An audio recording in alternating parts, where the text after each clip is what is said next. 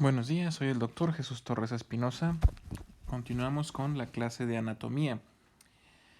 En las últimas clases hemos estado revisando lo correspondiente al tubo digestivo.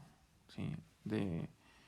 Es una subclase o subdivisión del aparato digestivo que, como bien saben, se divide en el tubo digestivo como tal y las glándulas accesorias. Nos falta, bueno, estamos revisando lo del tubo desde su primera y segunda porción, que ya vimos boca y faringe. Nos falta de la boca revisar las glándulas salivales, pero las vamos a revisar más adelante en un apartado propio donde revisemos las glándulas accesorias de todo el tubo digestivo, que incluye tanto glándulas salivales como el páncreas, como el hígado. ¿Sí? Ahora bien, ayer terminamos de revisar la faringe, que va a ser un conducto igual, músculo membranoso, que va a comunicar con 4 situaciones: la nariz, la boca, la laringe y el esófago. El esófago es la siguiente porción, la tercera porción del tubo digestivo, que la vamos a definir primeramente como un conducto músculo membranoso que inicia en la faringe, o sea, eso va a ser a nivel de C6 o C7. Recuerden que la C es de cervical, entonces estamos hablando de vértebras cervicales, C6 o C7, y que va a terminar a nivel del estómago. ¿Sí? A nivel del estómago. Que se lo vamos a localizar a nivel de las vértebras ya torácicas como tal. ¿Sí? Está más o menos al nivel de la T10, T11 aproximadamente. Ahora rápidamente un poquito de embriología. Recuerden que la embriología va a ser una rama de la medicina que estudia el desarrollo del embrión, o sea, del producto de la concepción. En términos más coloquiales, pues el desarrollo y cómo se va formando el bebé en el vientre materno. Sí. Hay algunas cosas que habría que explicar de aquí, pero vamos a mencionar solamente lo más importante. Sí, en este caso va a ser esto. Lo del desarrollo va a iniciarse a formar a partir de la tercera semana hasta la 14ª semana, donde ya el feto empieza a deglutir por primera vez. El feto, sí, va a estar contenido en una bolsa que contiene líquido amniótico. ¿Sí? Ese líquido amniótico pues contiene tanto agua como sales, electrolitos, y también contiene la orina del bebé cuando empieza ya a orinar. Entonces, para su circulación es importante que el bebé pueda deglutir, ¿sí? Entonces, este dato es de los importantes de esta diapositiva, el referente de que se empieza a desarrollar a la tercera semana y a la semana 14 ya empieza a deglutir, ¿sí? Aquí, por ejemplo, vemos un diagrama de cómo se van a ir desarrollando los dos conductos, que es la tráquea, que vemos en azul, y es el esófago, que vemos en amarillo. ¿Sí? Si se fijan, en algún momento de la vida embrionaria están comunicados uno con otro, hasta que pues se separan uno de otro completamente, ya aquí en la figura C. Esto pues es importante porque llega a haber patologías de nacimiento en algunos pacientes que se llaman fístulas traqueoesofágicas, que son comunicaciones que existen por defectos de cerrado. Entonces pues resulta que nuestro paciente respira pero se le llena el estómago. O no puede pasar alimentos, si pasa alimentos y se broncoaspira. ¿Sí? Hay diferentes tipos de estas fístulas. Igual las podemos ver más adelante como un dato aparte, pero por lo pronto lo que nos importa es el desarrollo de este esófago para ver más adelante la anatomía. Ahora bien, aquí vemos el desarrollo epitelial de esófago. Recuerden que también nos interesa saber las capas que van a recubrir a ese esófago. Entonces, esto vamos a dejarlo así, esto no le vamos a poner atención. Lo que nos importa son estos 4 puntos que hay acá. Cómo se va a ir desarrollando el epitelio.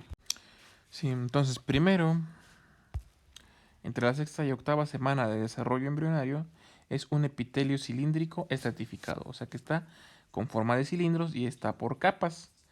Luego, a la 10ª semana, empieza el proceso en el cual este epitelio empieza a formar cilios, ¿sí? Luego, estos cilios van a recubrir completamente el epitelio hacia la semana 12 y esto es el final cuando ya se convierte en el epitelio normal que vemos en un paciente ya desarrollado. Entre el cuarto y quinto mes de vida intrauterina, todo el epitelio cilíndrico se va a ser sustituido por epitelio escamoso estratificado, que es el epitelio que normalmente pues, va a recubrirnos al esófago. Otra cosa que hay que mencionar es que no tiene queratina, no es queratinizado, ¿sí? No tiene queratina. Ahora, el desarrollo muscular, recuerden que les había mencionado 3 capas, ectodermo, mesodermo y endodermo. Este esófago va a ser desarrollado a partir del mesodermo, ¿sí? De los 2/3 inferiores, ¿sí? Va a estar desarrollado por músculo liso, ¿sí? Esto pues deriva del mesodermo, hasta aquí nos quedamos en el mesodermo. Esto vamos a dejarlo por la paz, ¿sí? De ahí nos va a salir que va a estar inervado por el plexo esplácnico, que veremos cuando veamos la inervación del esófago propiamente dicho. Ahora, el músculo estriado se va a encontrar en el esófago superior, en el tercio superior nada más. Sí, o sea, en el tercio superior es músculo estriado, 2/3 inferiores es músculo liso. Quiere decir que en el tercio superior todavía se puede tener algo de control voluntario porque es el lugar donde vamos a tener la deglución, ¿sí? O el inicio de la deglución. Y este tercio superior va a estar inervado por un par craneal, que es el nervio vago. Eso sería lo relevante en cuanto al desarrollo embrionario del esófago. Ahora, ya anatómicamente, pues como dije, es un conducto musculomembranoso. Resulta que pues, es un tubo, básicamente. Entonces va a tener pocos accidentes anatómicos que describir. Lo que sí, tiene 2 capas musculares. ¿Sí? Tiene 2 capas musculares que van a estar a su vez recubiertos de una mucosa que va a proteger esas capas musculares. Y entre la muscular y la mucosa encontramos la muscularis mucosae, que es una capa delgadita de músculos que van a ayudar a movilizar a la mucosa. Va a estar localizado en el mediastino posterior. El mediastino es una área que vimos en el semestre pasado cuando revisamos tórax. Y si no, pues les voy a explicar qué es. El mediastino va a ser una cavidad que se va a encontrar en el tórax. Mediastino viene de en medio, ¿sí? Viene de esa raíz. Mediastino, en medio. Entonces se va a encontrar entre los pulmones. Entonces todo lo que los órganos que encontramos entre los pulmones en la caja torácica se encuentran en el mediastino. Hay 3 mediastinos, un mediastino anterior, mediastino medio y mediastino posterior. En el caso del esófago, este se va a encontrar en el mediastino posterior. Sí, aquí vemos una caja torácica cortada de forma de forma medial que nos muestra el mediastino. ¿Sí? Entonces, aquí para identificarlo, el esófago sería este que pasa por aquí. ¿Sí? ¿Qué otras cosas vemos en esta imagen? Pues vemos aquí en rojo, esto es el callado de la aorta, es la arteria más grande del organismo y es la primera arteria que sale del corazón. ¿Qué más vemos aquí? Estos en azul son las venas pulmonares. ¿Sí? Y también tenemos, las arterias pulmonares. Y aquí arriba tenemos el bronquio, ¿sí? Que es un conducto cartilaginoso que va a servir para transportar el aire que inhalamos hacia los pulmones, pero eso ya lo veremos más adelante cuando veamos el aparato respiratorio. Otro elemento que sobresale en esta imagen pues es esto. Esto que vemos aquí es el corazón, ¿sí? En este caso no vemos directamente el corazón, sino vemos una bolsa que es el pericardio. Es una bolsa fibrosa que recubre el pericardio y le permite la movilidad que necesita para estarse contrayendo constantemente. Ahora, si se fijan, bueno, no se notan aquí, no se ven muy claramente, pero a este nivel, aquí arriba en esta línea naranja, está C6, la vértebra cervical 6. Y si la seguimos, pues termina aquí, en T12, ¿sí? Ese es el recorrido que va a llevar este esófago, de C6 a T11, ¿sí? T11, T12, ¿sí? Ahora, como es bastante largo, así como lo ven, lo vamos a dividir en 3 secciones. Primeramente, una sección cervical, o sea que es un recorrido donde vamos a encontrar al esófago en el cuello. Este recorrido lo vamos a encontrar entre C6 y T1, o sea la vértebra torácica número 1, ¿sí? Luego tenemos la segunda porción, que es la torácica, que la encontramos desde la vértebra torácica 1 hasta el hiato esofágico. El hiato esofágico lo vamos a encontrar más o menos a nivel de la T10, T9, T10, ¿sí? Y por último tenemos una pequeña porción abdominal que va a recorrer desde el diafragma hasta el cardias o hasta el estómago, que podríamos decir que esta va a ir desde la T10 a la T12, ¿sí? O a veces es incluso más corta, de T11 a T12, ¿sí? ¿Cuánto mide de longitud? Pues va a medir aproximadamente de 25 a 30 centímetros en todo su recorrido. Algunos autores consideran que tiene un pequeño segmento faríngeo, que es el punto nada más donde el centímetro, 2 centímetros, donde comunica con la faringe. Entonces serían en total 4 porciones, una faringea, una cervical, torácica o abdominal. Para fines prácticos, pues la faringe se encuentra en el cuello. Entonces el segmento faríngeo pues lo vamos a considerar como parte del cervical. Entonces vamos a tener solamente 3 segmentos, que es cervical, torácico y abdominal. Aclaraciones. El hiato diafragmático es un agujero que se encuentra en el diafragma. El diafragma es un músculo que aquí en esta imagen vamos a marcarlo para que sepan dónde está. Es este músculo en azul. Es un músculo que se va a encontrar en la parte final del tórax y que pues sella prácticamente la cavidad torácica. Sobre él descansa el corazón y los pulmones y sirve como músculo accesorio de la respiración. Lo vamos a ver más a fondo cuando veamos el aparato respiratorio, ya que está involucrado en los movimientos de inspiración y expiración.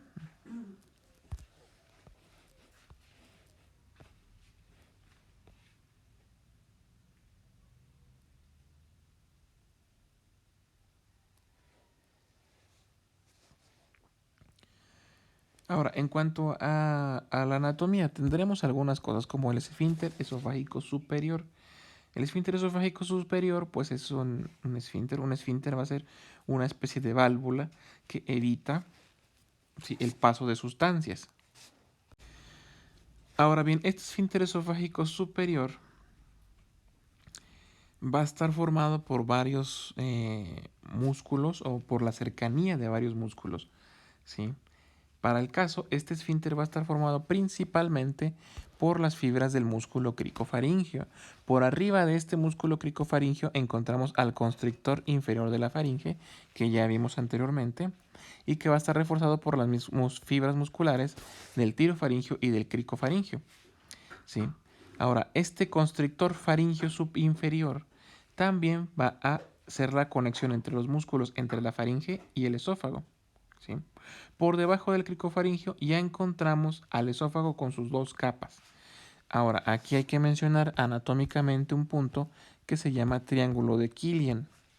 Ese triángulo de Killian, aquí en esta imagen podemos ver varias situaciones. Primero, de aquí hacia abajo, todo esto en morado, es el esófago.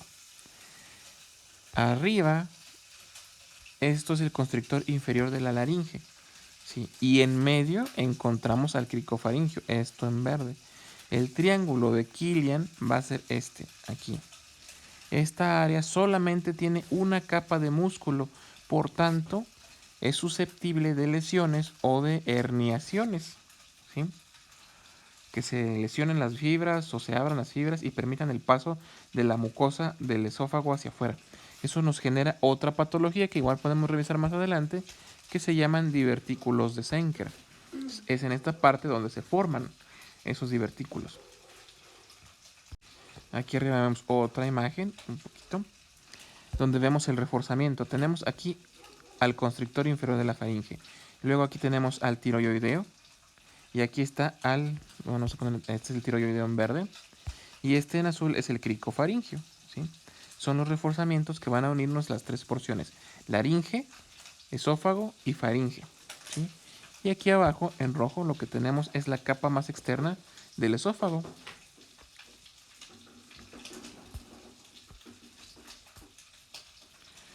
Hay una cosa que hay que mencionar. El esófago, como dije, tiene dos capas de músculo. Primero, la más interna corre de forma circular, ¿sí? Tiene forma concéntrica, va en círculos. Esa es la más interna, lo que da hacia la luz, hacia la cavidad del esófago. Y la más externa no, la más externa corre en sentido longitudinal, ¿sí? En fibras verticales, esto para darle un buen refuerzo y que, vaya, no vayamos a tener herniaciones o rupturas esofágicas, que sí puede pasar, pero eso es otra patología diferente y se llama desgarro de Mallory-Weiss y lo podríamos revisar hacia el final, ¿verdad? Como miscelánea de cosas que deberíamos de saber.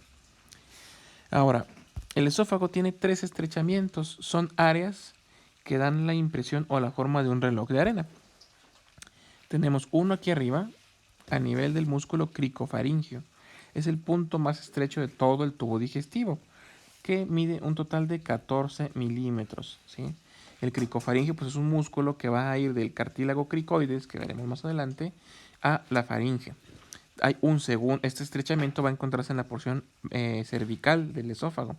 Luego tenemos un segundo estrechamiento, que es el estrechamiento broncoaórtico. Es el punto donde el esófago tiene contacto con los bronquio izquierdo y con la aorta.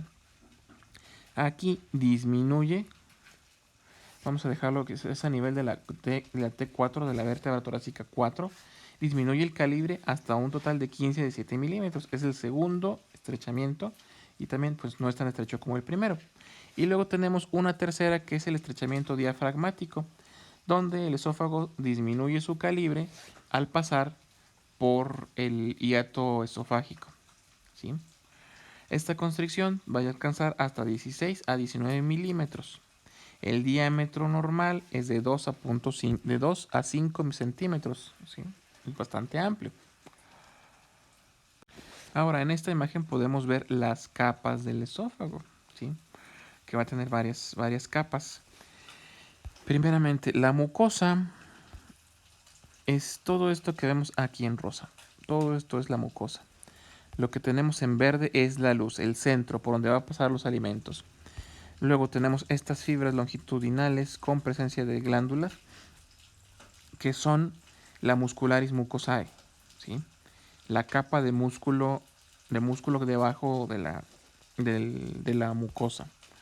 Luego, en rojo aquí tenemos el tejido conectivo o la lámina basal, donde encontramos el plexo de Meissner, que son los nervios que se encargan de llevar y traer información hacia el cerebro, ¿sí? Ese plexo de Meissner pues, son estas fibritas amarillas que vemos aquí, que también va a inervar las capas musculares. Sí, también en esta capa encontramos las arterias y el drenaje venoso. Luego, por encima de esta capa, encontramos primeramente las capas muscular circular, esta en verde, ¿sí? Es la capa muscular circular. Y por último, tenemos aquí arriba en morado la capa longitudinal, ¿sí? Esas son las capas que vamos a tener en todo el esófago como tal, ¿sí? Ahora, esto es un corte histológico de toda la longitud del esófago, ¿sí? Donde pues observamos lo que les digo, que es un epitelio estratificado. Aunque, miren, por ejemplo, aquí se distingue esto en morado, todo esto en morado, es la mucosa con la muscularis mucosae. Lo que sigue, esto es la capa basal. Y finalmente, de este lado, lo más externo, son las dos capas de tejido muscular más externas, ¿sí? Con eso terminaríamos la clase de hoy. Continuaríamos mañana con lo que nos resta de esófago y empezamos a ver estómago. Y eso ya sería hasta el día lunes.